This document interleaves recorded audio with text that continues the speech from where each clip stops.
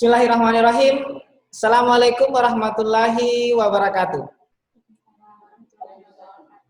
Alhamdulillahirrabbilalamin. Segala puji bagi Allah karena pada kesempatan kali ini kita kembali dipertemukan dalam materi MPLS online UPT SMK Negeri 8 Pindrang. Oke, salawat serta salam senantiasa tercurahkan kepada baginda Rasulullah Sallallahu Alaihi Wasallam. Oke, anak-anakku semua, sebelumnya saya ucapkan selamat datang kepada pemateri kita pada materi selanjutnya ini, yaitu materi tentang pembiasaan ibadah. Di mana di materi pembiasaan ibadah ini nanti akan dibawakan oleh ibu pemateri kita yang akan saya bacakan nanti CV-nya. Sebelum itu, saya ingin menyapa anak-anakku semua yang sudah bergabung bersama kita di room meeting ini, di Vicon ini. Semoga semua dalam keadaan sehat walafiat dan kami tetap harapannya tetap semangat karena kita sudah berada di pertengahan materi MPLS. Masih ada beberapa materi lagi setelah ini dan semoga nanti anak-anakku semua bisa selesai MPLS ini dengan baik dan bisa memahami tentang SMK Negeri 8 Pindrang. Oke, izinkan saya untuk memperkenalkan pemateri kita dengan membacakan CV beliau. Nama lengkap Irna Umar SPDI.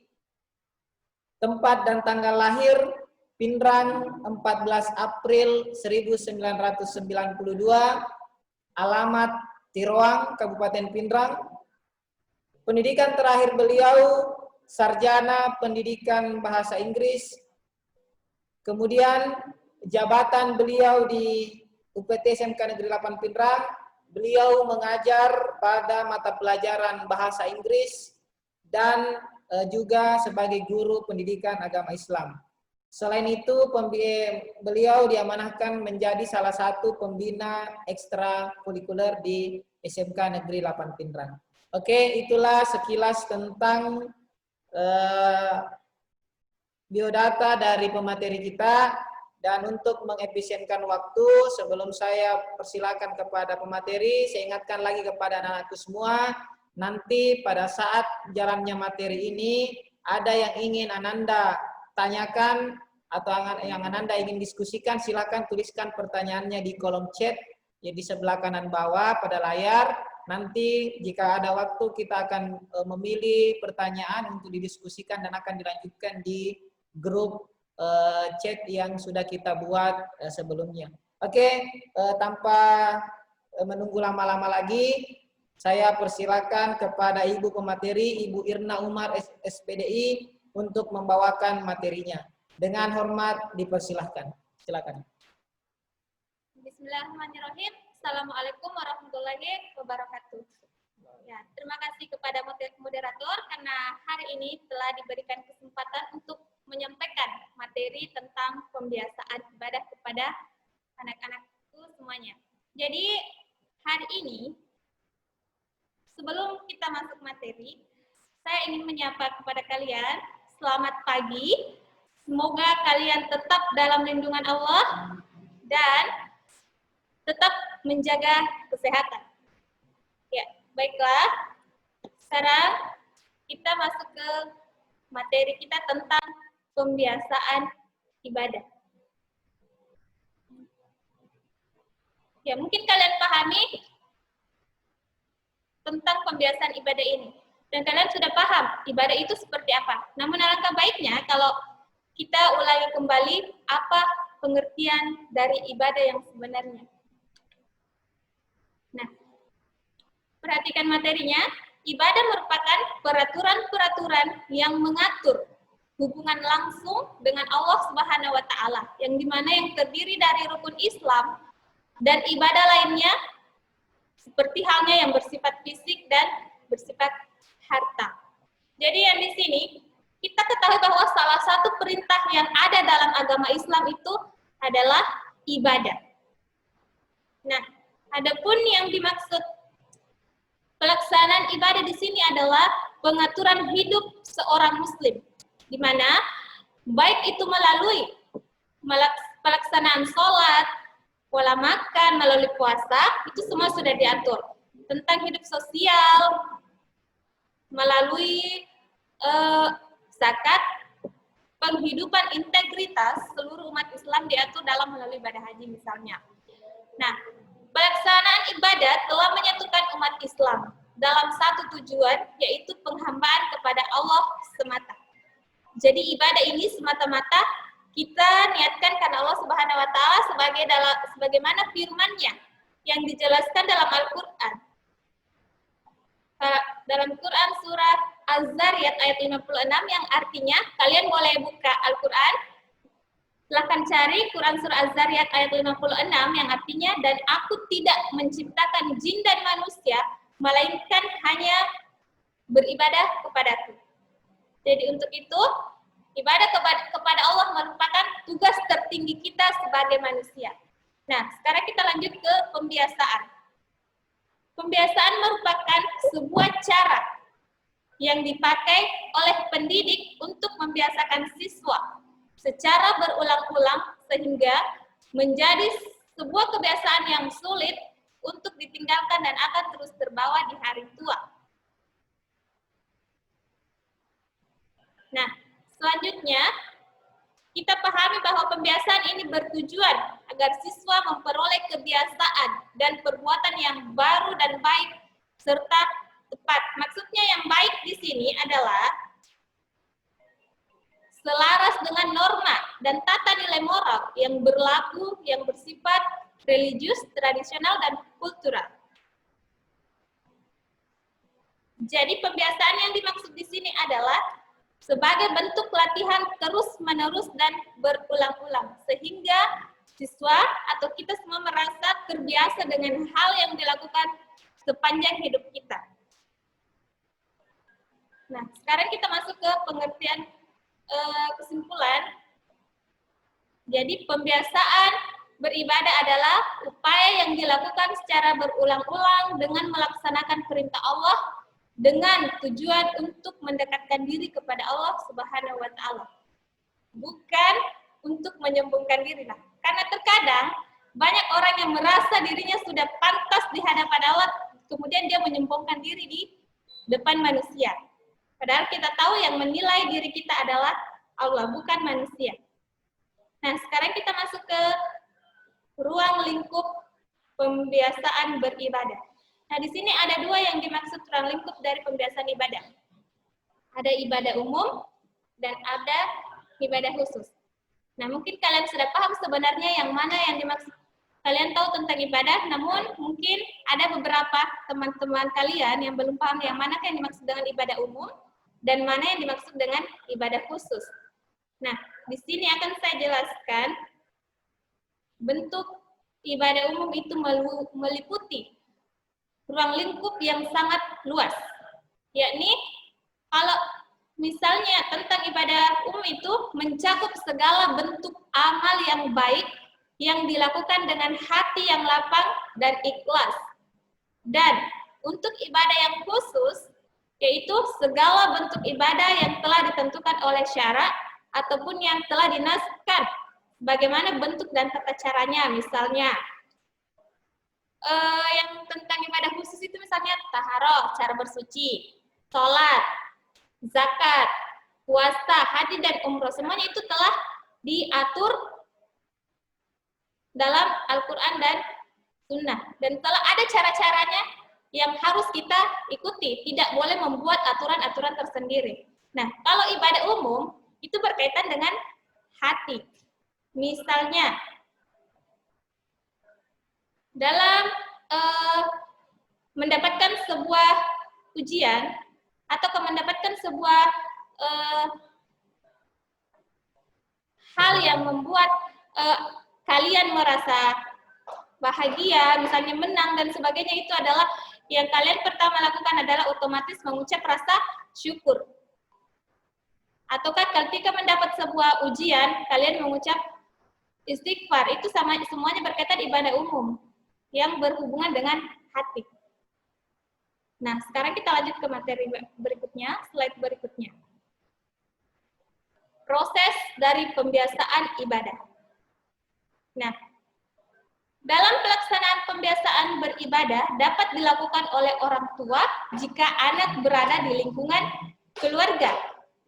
Dan saat peserta didik berada di sekolah, maka pelaksanaannya didampingi oleh gurunya.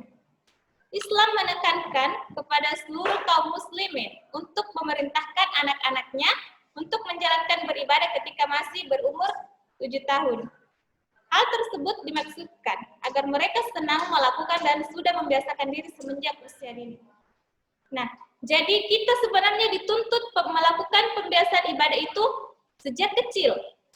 Bahkan dalam Al-Quran, sebelum kita lahir sebenarnya, kita sudah dituntut, orang tua kita sudah dituntut untuk membiasakan beribadah.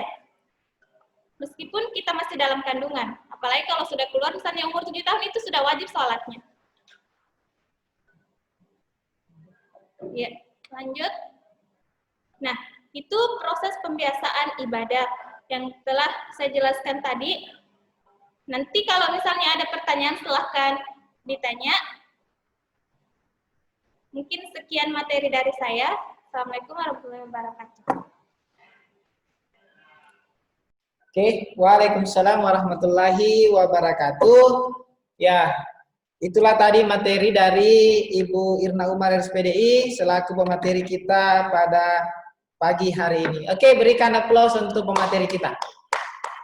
Terima kasih, saya ucapkan selaku moderator, saya ucapkan terima kasih kepada Ibu Irna. Dan selanjutnya, berhubung masih ada waktu yang tersisa, saya lihat, mohon izin Ibu Irna, saya lihat ada beberapa pertanyaan dari Ananda kita semua di kolom chat, tetapi saya memilih satu pertanyaan yang mungkin bisa mewakili pertanyaan dari Ananda kita. Oke, mungkin pertanyaan yang lain nanti akan kita diskusikan secara lebih mendalam, kita gali lagi tentang materi ini di grup yang sudah kita buat sebelumnya. Oke, mohon izin pemateri, saya akan bacakan pertanyaan dari salah satu ananda kita dari jurusan TKJ atas nama Nadia.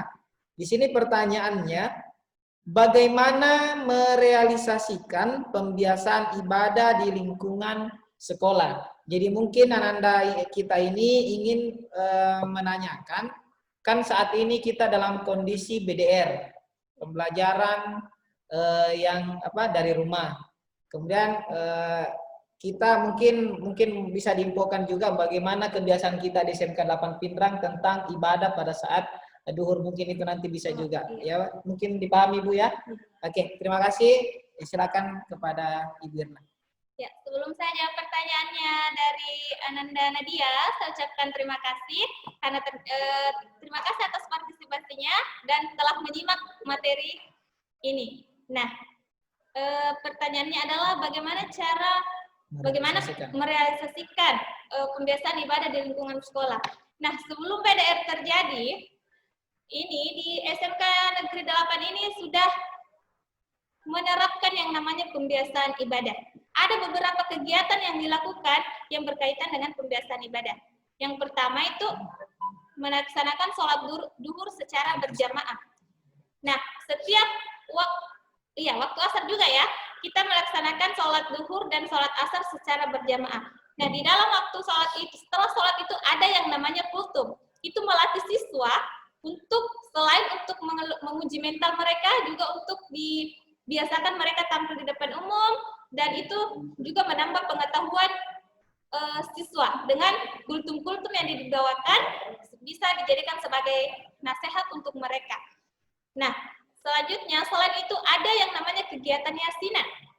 Di sekolah setiap hari Jumat, atau setiap hari Jumat itu kita selalu mengadakan yasinan. Itu salah satu juga contoh pembiasaan ibadah.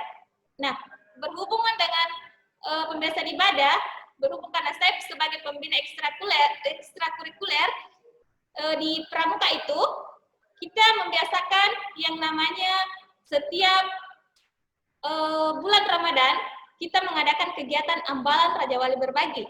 Nah, itu salah satu pembiasaan ibadah yang kita lakukan kepada siswa untuk membuat hati mereka atau kebiasaan mereka dalam mengingat Allah itu selalu ada.